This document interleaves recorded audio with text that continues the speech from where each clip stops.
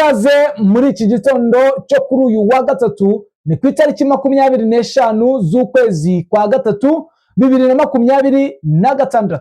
Ni mu ngunde tuze turebe update zikomeje kugenda zigaragara ku butaka bwa Repubulika ya Demokarasi ya Kongo mu duce twa Nord Kivu. Ese Nord Kivu yabaye iki ko Abawazalendo ndetse na FDL bakomeje kwigarurira ibice bigiye bitandukanye? Ni igihe kibazo cyavutse ku ihuriro rya AFCM 23.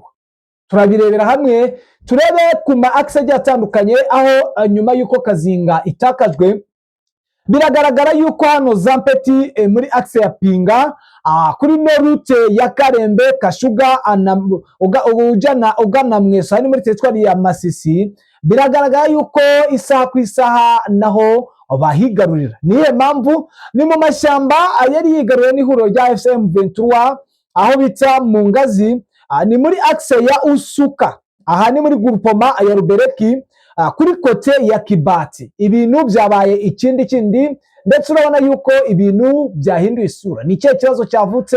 Ese ni uburyo iri huriro ya FCM 23 ririmo rikora wisdom? Ni munyemerere tuze dusacambure turebe uko situation ihagaze, turebe uko byifashe ku mirongo y'imbere y'urugamba. Ku mirongo ya telefone turi bwakira umuroko w'ifoma wacu Bwana Bizima aduhe idonido atujyane no kuyindi kote kuri axe ya Uvira atumenye uko byifashe. Ni mu nkunde rero mu minota mike mbere yuko muruhuka mubaraye mu kazi cyangwa mbere yuko mujya mu kazi, mu bari bujye mu kazi, turebe uko byifashe. Reka mbashimire ariko mbere na mbere mbifuriza amahoro y'Imana mwe mwese kubanamo natwe, ndetse nawe ukiza bwa mbere urebe munsi ya video kandi kuri subscribe, nyamuna mujye mutanga na like, bityo mwiyongere mu muryango mugari wa Dema kumva amakuru acukumbuye kandi yizewe. Ngiye muri kumva kandi mujye gukomezanya ndi Damien Umugisha ku murongo wa telefone. Reka twakire Bwana Bizima. Bwana Bizima, waramutse neza? Yego mwaramutse neza. Igitondo cyiza Bwana Bizima. Yego igitondo cyiza. Nubwo aba ari amasaha y'urukerera ariko tubibara nk'igitondo, urajya unyihanganira. Niko bimeze.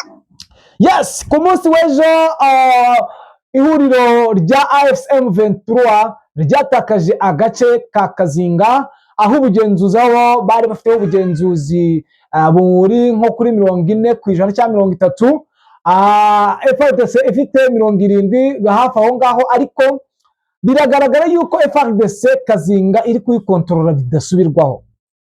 Ni mu gihe hano kuri no axe yo muri Zampeti kuri position ya hasi axe Pinga, route ya Karembe na Kashuga na Mweso, hano ni muri teritwari ya Masisi naho urugamba rwahinanye. Bwana Bizima, niki cyabaye mu mirwano iri guhuza iri ihuriro rya AFCM 23 ndetse n'aba Bawazalendo n'aba FDL?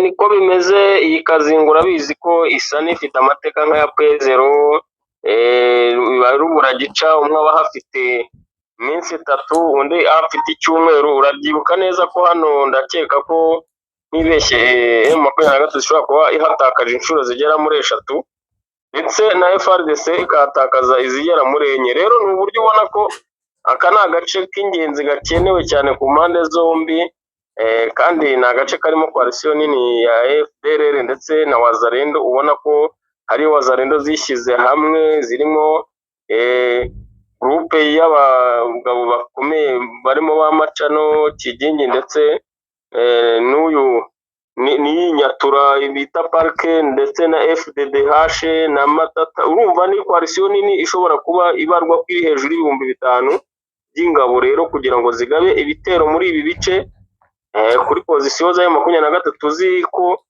ziba ari nkeya cyane. Mu buryo bwo kugira ngo abeho kwirinda ndetse no kudatakaza cyane, hagomba kubaho byanze bikunze uburyo bwo gusa naho habaho kudomina cyane, mu buryo bwo kutidefanda kuguma mu bice urimo, ahubwo hakabaho ubundi buryo bwo gusa naho ubona ko M23 ijya ibasha gusa naho yigarurira igice yambuwe, habayeho gusa naho ibanje gusa naho itakaje igice yaririmo. Ni ibintu bisanzwe hano Kazinga, urabizi ko ubwo baheruka kuhafata n'ubundi bari bahatakaje iminsi igera muri 2, ariko inkubiri y'igitero bagabye kuri iyi coalition babaye nk'aho bayinyanyagiza cyane, isa n'ijya mu birometero byinshi ku buryo yagombye kwisuganya igihe kinini, kandi urabyibuka ko ukwezi gushobora kuba kwari kugiye gushyikamo nta mirwano yari iherutse kuba muri ibi bice.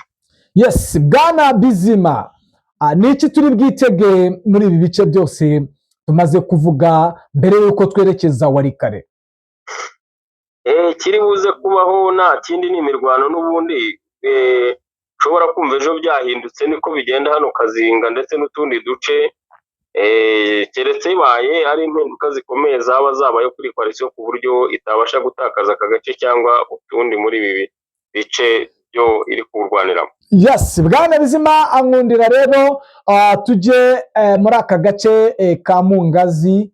Aha ni mu mashyamba ya Usuka. Aka ni agace ka Usuka kegereye ishyamba cyane nyamwinshi.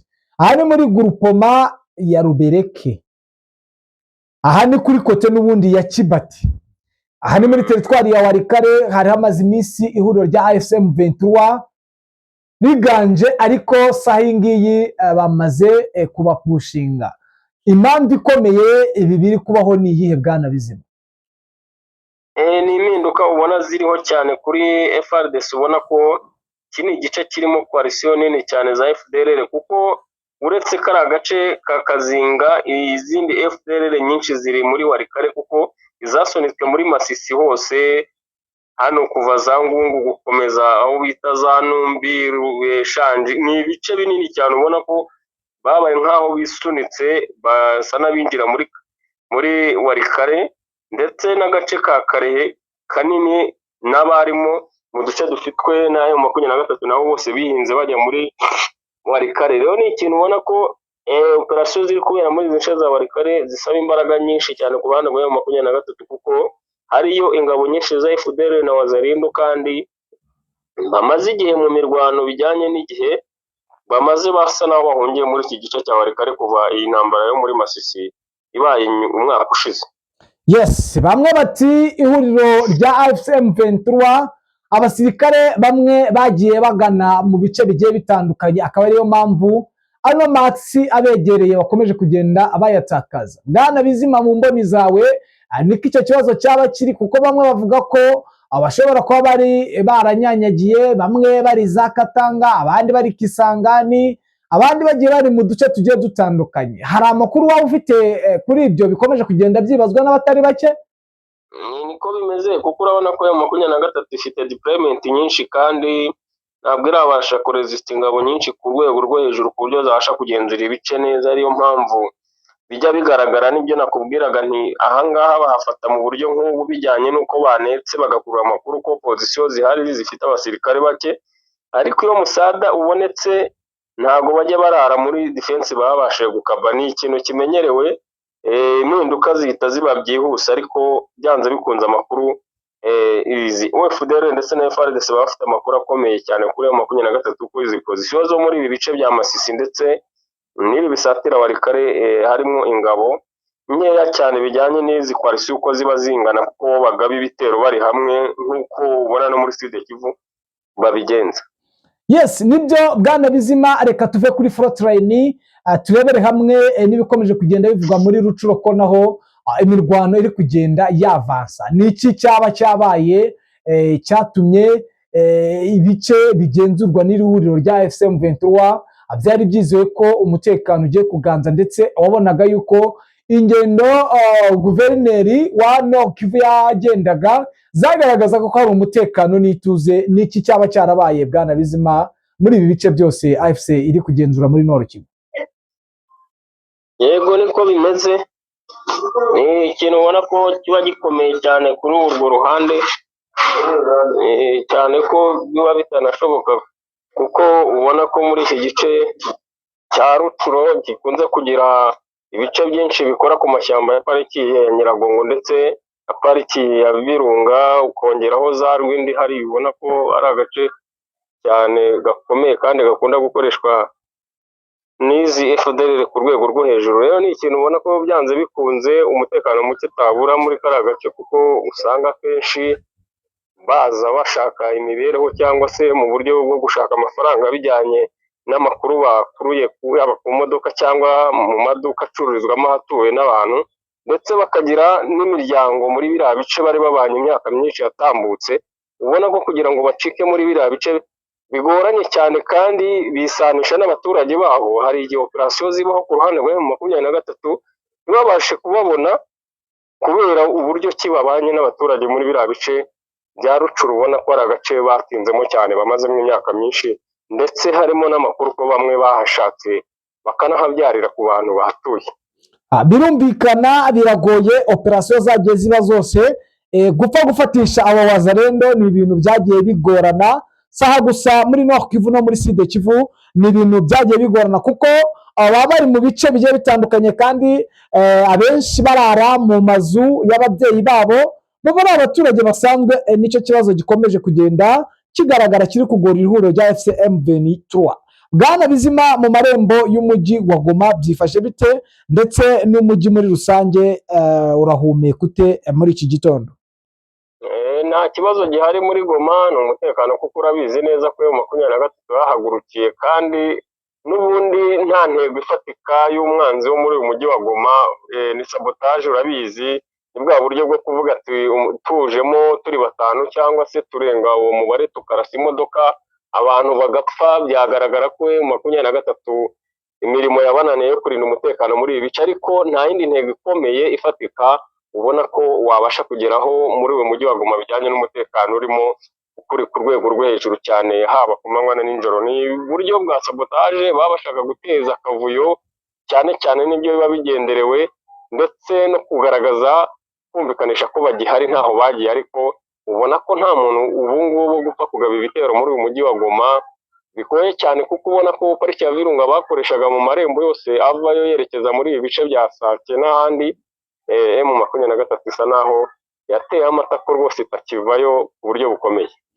Yes, Bwana Bizima rero nkundira twerekeze muri Sud Kivu turebe uko situation ihagaze, haba muri zone ya Minembwe ndetse no muri zone ya Uvira, ariko reka twibande muri zone ya Uvira ikomeje kubisibaniro kandi ibintu bikomeje kugenda bigaragara ko byahinduye isura. Byifashe bike mu mujyi wa Uvira muri iki gitondo cya kare, Bwana Bizima? Yego, ni urujya n'uruza rw'ingabo bisanzwe, ubona ko n'ubundi kubirebesha amaso uba ubona ko imirwano isaha n'isaha yaba, ndetse binakomeye cyane bijyanye n'imyiteguro FARDC ifite, ariko ukabona nta cyerekezo cy'umwanzuro ufatika uhari. Rero ubona ko iyi ntambara byanze bikunze iherezo ryayo ishobora kuzabaho ari uko M23 isa n'ifashe umwanzuro wo gusa naho igaba ibitero, kuko ku ruhande rwa FARDC rwose babaye nk'abatuje mu buryo batinye gusa naho bagaba ibitero bimwe byabo bisanzwe. Urabizi ko habaga ibikorwa cyane bya wazalendo by'ubushotoranyi ku rwego rukomeye, ariko ubona ko babaye nk'aho bahawe atansiyo y'uko batakwibeshya, kuko ubona ko M23 mu bihe bisanzwe inshuro nyinshi yakunze kugaba ibitero ari uko bayendereje cyangwa bayirasheho. Rero mu gihe FARDC itaratinyuka kubikora, amakuru agaragara ni uko ubona ko ishobora kuzaba ari uko n'ubundi M23 ariyo igabye ibitero muri iki gice, kuko ubona ko imbaraga n'ubwirinzi ndetse n'ibikoresho bihambaye M23 ifite muri ibi bice bya Plaine de Rusizi byateye impagarara cyane FARDC kuba yagaba ibitero. Kandi hari amakuru mashya agaragaza ko M23 ifite ubwirinzi bukomeye cyane muri kino gice cya Plaine de Rusizi, ku buryo ubu ngubu nta muntu n'umwe bikanga w'umuyobozi ku ruhande rwa M23 utabasha kugera hariya bijyanye n'ubwirinzi bukomeye kandi bwizewe buhari, kuko buva kuri metero 30 zo muri kara gace werekeza mu birometero bigera mu bihumbi 20 uvuye muri kiriya gice cya Plaine de Rusizi. Urumva ko ni ubwirinzi bushobora kugenda bukagera hafi mu nce zigana za Karehe urenze za Bukavu, ku buryo ubona ko byanze bikunze hari imbaraga babishyizeho cyane, mu buryo ubona ko aricyo gishobora kuba gitera ubwoba FARDC kuba yagaye ibitero muri iki gihe ikirere cyabo kiri close gifunze ku rwego rwo hejuru. Rero ubona ko binashoboka, kuko buri wese yibaza impamvu FARDC itaragaba ibitero kuri M23 nawe ukibaza ibyo ari byo ugasanga ko icyo kintu gishobora kuba gihari. Yes, imbaraga zirasa nkaho ziri muri biriya bice bya Plaine de Ruzizi, ndetse binagaragaza ko hariho gusa nkaho bari kwigana. Ubu magingo aya ni ubutasi, ariko biravuga ko mu misozi hariho kumvikana imbunda zigiye ari ntoya. Utu tuba ari twa dutereshuma two kucekinga ko bamwe mu basirikare wenda bareba polisi aho zihagaze, cyangwa ni abazarendo baba bagiye kwishakira icyo kurya. Aba bazarendo babikora mu masaha y'amanywa cyane mu buryo bwo gusabota ngo barebe M23 yuko hari ikintu kidasanzwe yakora, kuko nko ku munsi w'ejo barabigerageje, noneho bakoresha imbunda y'umusada, boherezayo amakompora agera muri 2 mu gice gisatira defense za M23, aribwo yaje gusa naho yohereza amakompora nayo 2 mu gace ka Kiriba, ariko bakoresheje imbunda iremereye cyane ku rwego rwo hejuru, ku buryo babaye nk'aho bahungabanye. Ariho hahise havaho umwanzuro wo guhungisha imbunda ikomeye yari ihari isa n'iyari hasigaye, biba ngombwa ko bahita berekera bayisubiza muri Uvira. Rero urumva ko baracyafite ikikango cyane cyo kugaba ibitero muri ibi bice. Yes, Bwana Bizima, mu Minembwe ho byaba bihagaze bite? Minembwe ikiriyo ni ibisanzwe, ni guhora bateze umutwe biteguye drone, kuko ubona ko baje kureba bagasanga hari yenda ingabo zidashobora kuba zajyaho zikarwana bikazihira inshuro nyinshi. Uzi neza ko Minembwe itigeze ibabera nziza, ariyo mpamvu ubona ko bahinduye system yo gukoresha drone cyane zidasiba, ndetse ubona ko zimaze gusa naho ziteye abaturage baho impagarara ndetse n'ubuzima bubi cyane bijyanye n'uko nta gahenge ba. Yes, Bwana Bizima, nkundira tuganire turebe icyerekezo cya Sud Kivu mu minota mikeya, ndetse turebe ukuboko gukomeye kw'igihugu cy'u Burundi nyuma y'uko bisanze mu mirwano. Bari bazi yuko aribo bagiye kuyobora, ariko ukabona yuko izindi ngabo zagiye zituruka mu bindi bihugu, aho bivugwa ko hano muri Uvira hanageze bataliyani zigera muri 2 z'Abanyafurika y'Epfo ndetse n'ingabo za Angola. Ibi bikaba byaratumye ingabo z'aba FDNB zisa naho zigiramo urwikango. Ndagira ngo mbere y'uko tureba iherezo rya Sud Kivu, ndagira ngo tubanze turebe ibikomeje kugenda biba mu mibanire ya Kisekedi ndetse na Neva. Ese baracunga ubumwe nk'uko kera byari bihoze? Icyo ni ikintu gihishwe cyane, ntago ushobora kumenya perezida icyo atekereza ku wundi atabashije kwatuza yenda umunwa ngo we ubwe abyivugire. Ariko mu bijyanye na situation y'ibiri kuba, no kubona ko izi ngabo z'amahanga nyinshi cyane zatangiye gusa naho ubona ko iyi mirwano nta mugisha babifitemo, kuko icyo bahakura no kuhatakariza gusa, kandi ubona ko basa naho babona ko nta ntego yayo y'iyi mirwano, kuko FARDC ni ikintu kimaze kugaragara cyane yuko isigaye ijya muri operasiyo rwose, ikompora ryavuze ubuhuha rwose ikerekeza umugongo, inyuma igahita isubirayo byihuse cyane, ku buryo hari n'igihe batungura izi koalisiyo bari kumwe, ndetse cyane cyane ko harimo haba abanyangora badahuje ururimi na FARDC ndetse n'izi koalisiyo zindi, byajyaga bibagora iyo habaga withdraw, basigaraga ku rubuga, akaba aribo bahura n'ibibazo byo kuba bavuye ku mirongo y'umwanzi imbere ku rugamba neza mu masaha ya nyuma, ugasanga barahatakarije. Rero byaje kuba nkaho ikibazo cyane kuri izi koalisiyo, ku buryo ubona nta bushake nta n'imbaraga bari kubishyiramo cyane, kuko nk'ubu ingabo za Angola zanze kwirekeza mu gice cya Plaine de Rusizi, nubwo harimo abari muri Uvira, ariko ntabwo bemera kujya muri bino bice bisatiraho M23 iri, ahubwo bavuga ko batamenyereye kurwanira mu bintu by'ibibaya cyane, ko intambara zabo ndetse n'ibyo bize cyane bamenyereye kurwanira mu misozi. Rero urumva ko ntabwo baba bakeneye kwijandika cyane muri iyi mirwano, nubwo ubona ko baba bari ku mabwiriza y'ibihugu byabo byabohereje. Yes, n'ubundi akenshi na kenshi byagiye bigaragara ko FARDC ndetse n'abo wazarendo iyo byakaze bamwe ngo bakuramo n'imyenda, byaranagaragaye mu mujyi wa Goma mu ifatwa ryawo, ndumva byaragaragaye. Ibi ni ibigaragaza ko imirwano ikomeje kugenda iba, abasirikare b'ihuriro rya FARDC nabo baba batayishyigikiye Bwana Bizima.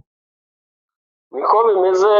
Rega aba bagabo bamaze igihe mu mirwano, kuko imyaka barwanye muri iyi Kongo ni myinshi cyane, keretse yenda nk'uwaba ari mushya, ariko mu bamaze igihe ari nabo bagenda batanga ibiganiro byinshi ku basirikare bashya, ubona ko intambara yabarambiye, kuko ubona ko bamaze kubimenyera ko ibi ari ingaruka za politiki mbi bahora bahungabana nayo, kuko nta muyobozi n'umwe urajyaho ube guhura n'ibihe by'intambara nk'ibi, kandi ubwabo ubona ko ari nk'aho aribo bisubiraniramo. Ni ikintu bamaze kurambirwa rwose, ariko ubona ko bijyanye n'amabwiriza y'ubuyobozi nta handi bagishyira, ariko barabihaze. Yes, reka rero turebe iherezo rya Sud Kivu. Sud Kivu iherezo ryayo riragana hehe Bwana Bizima? Oya, nta n'ikidasanzwe gihari, ni uduce nk'utundi twose. Bashobora kuzabibona nabi, bakwitwara nabi bijyanye na operasiyo zihari bataziyoruganije neza. Umutwe wa 23 ushobora kuhigarurira, kuko uramutse ufashe uyu Uvira, ibindi bice byayigora ntabyo, kuko byahita bimworohera cyane, kandi ntabwo babasha kuresista uno mujyi, utundi duce kurutuka aho babasha kurinda uyu mujyi.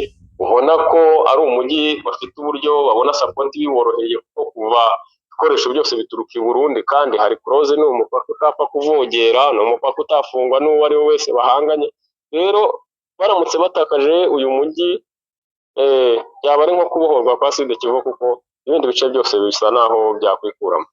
Yes, Bwana Bizima rero kereka nimba hari aho twatebye cyangwa hari update tutakubajije.